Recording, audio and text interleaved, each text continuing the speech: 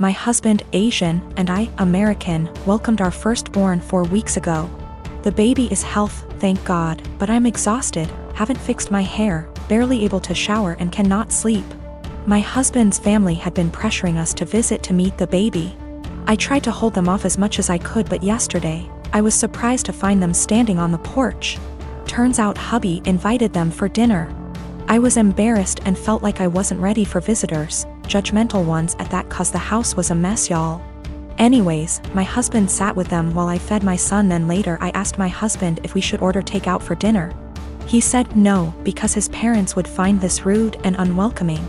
He suggested that I go inside the kitchen and prepare something, anything long as it's homemade. I said fine, then went and made some mac and cheese. The reason I prepared this meal is because of how easy it is.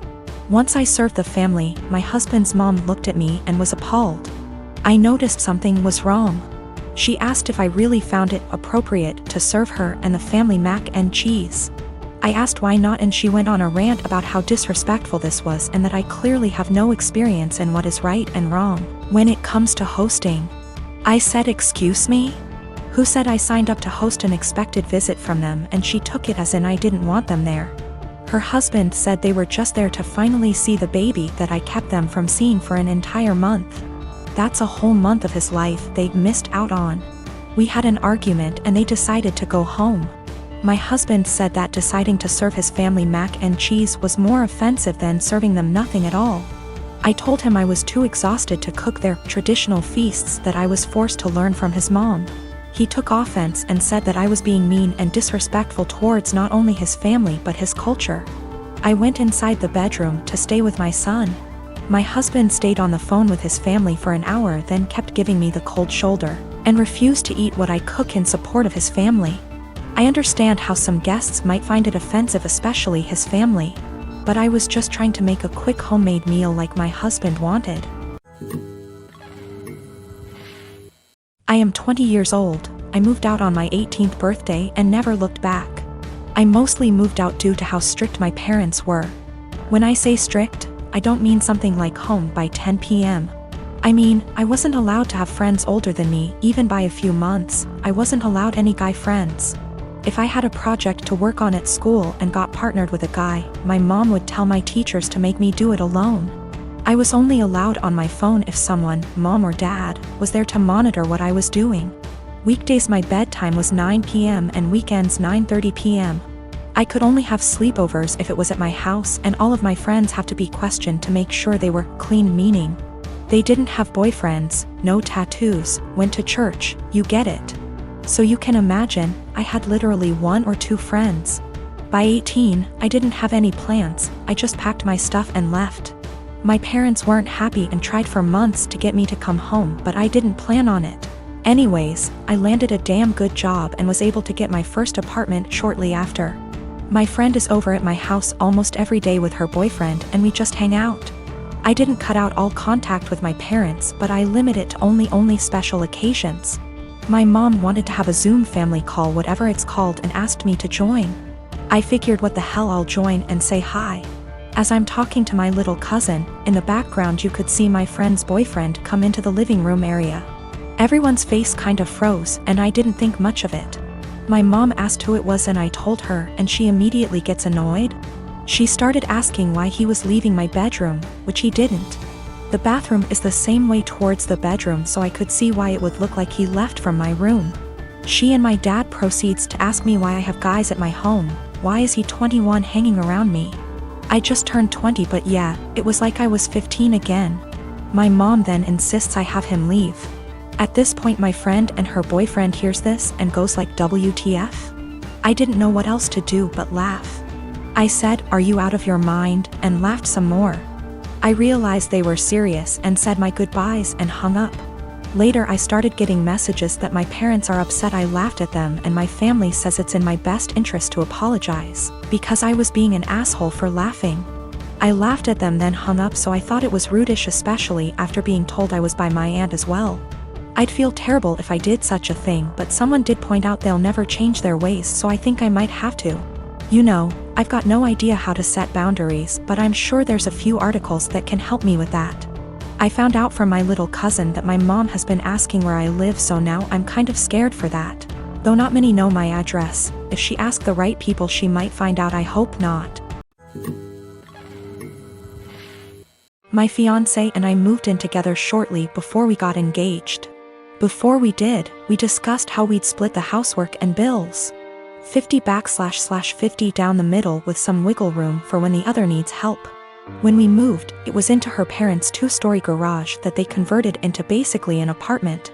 They offered a low rent, $700 total, and pitch in for the electric and internet so we could save money for our own place and wedding. My fiancé earns more than me, and that's cool. I'm proud of her. Before we moved in together, it always seemed like she was living paycheck to paycheck, and I chalked it up to the apartment she had prior having insane high rent.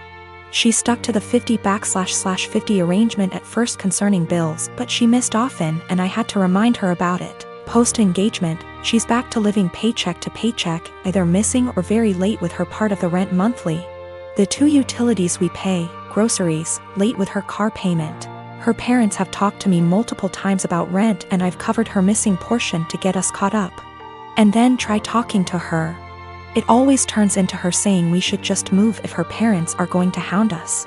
I told her we're lucky it's her parents because anywhere else would have kicked our asses out. On top of that, I pay my own bills, do about 65% housework, arrange and pay for most of our dates and vacations. Gifts for her, pay most towards our pets. I've suggested a financial coach, but what kicks me is whenever we're around others. She boasts about being the breadwinner since she earns more. Goes on about the stresses of being the main source of income, all the hours she has to work to pay all our bills. I was letting it slide until few days ago we were at a get-together. She and her sister started up again about her being the breadwinner.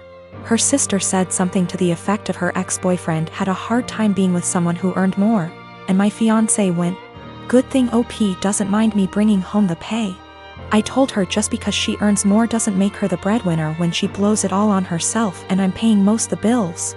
She's embarrassed now and keeps saying I made her look bad and got her in trouble with her parents because they want to see what she spends her money on each month, but I don't think I did anything wrong. Last night I was ready to just postpone the engagement. As of this morning, after a lot of talking and things coming to light, we are broken up. She insisted we could afford her purchases based off our total incomes. Her parents were under the impression she was also paying off my student loans, my car, my phone, and paying for our vacations. She didn't get evicted from her last apartment, but she was late with her rent often enough that they weren't going to renew her lease. So she didn't suggest us moving to a bigger apartment at her building. Biggest nope, I'm out. The monthly take-home amount she told me was what she earned before wage garnishment kicked in addition to mass debt. She's been doing some online stuff to make up for the money she loses due to that. I got the ring back. My partner and I have been in a relationship for 5 years, living together for 4. Recently my partner came home having had a short meeting with a financial advisor, and was really eager to talk about our financial future, WRT savings goals, life plans, timelines for saving up a deposit for a house, etc. This is a conversation I've been trying to have for years with him, so you'd think great, right? I should be really happy we're finally there. But I'm not. Talking about us going for a meeting with a financial advisor and starting to build towards our future together has given me really cold feet about the relationship. I think part of it is why now? I've been trying to talk to him about this for a really long time. With renewed efforts at the start of this year when I landed my first full-time salaried position and was working out my budget / personal savings goals. Just 4 months ago he wouldn't have a conversation about it. But now that the financial advisor has said the same things, it's obviously something we should be doing and I should just jump on board with. I think if the advice was particularly different to what I'm already planning, I'd be less annoyed. But the advice is the same. There's a certain type of savings account you can start in the UK specifically for saving up for a house. And I've been talking about planning to open one once I'm full-time employed for literally 3 years. And he brought it up like this new, novel idea I'd never heard of. It makes me wonder if he's ever listened to anything I've ever said. He's always been more frightened of commitment / taking the next step. And I've driven that for the majority of our relationship. Become official / exclusive?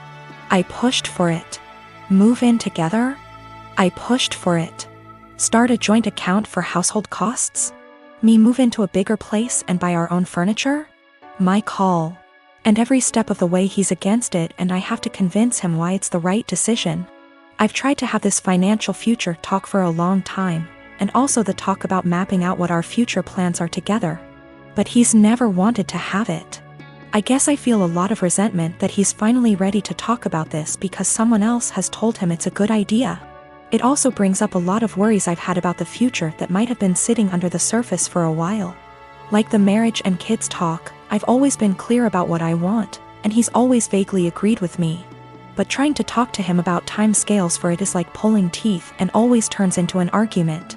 It's not like I'm saying you have to propose now or I'm leaving or anything. It's literally just stuff like, ideally I'd like to be thinking about engagement and buying a house by 28, and married looking to have kids by 30. So he's literally got like half a decade. But we can't have that conversation because he shuts down / gets annoyed / feels pressured. And I have no idea what he wants from the future because he won't tell me. There's a lot of resentment in this post, and I feel the need to clarify that I love him. He's my best friend and our day-to-day life is a dream. But I always feel like I'm dragging him into a future he doesn't want. And that he doesn't really trust / listen to me as an equal partner, until someone else tells him the same things I've been trying to say. I don't want that to be my future. I want someone who has these conversations with me and is excited about taking the next step. This feels like it has been one of the biggest underlying issues in our relationship that we've never been able to address. He doesn't ever really seem to listen to / consider me and often prioritizes his relationships with others. It's like he's expecting that I'll always just be there until he's ready, and that's not a very nice feeling to have. I'm not really sure where to go from here. I guess my big question is, how do I move past this resentment into a productive conversation about goals / expectations? I would like to be excited that he's finally ready to take this step together, but I just feel annoyed and uncertain. I would also like to address the issues of not feeling like a priority once and for all, since previous attempts haven't been successful. So I suppose my other question is, how do I make our communication better so that we can actually talk about these things and come up with a plan to fix them?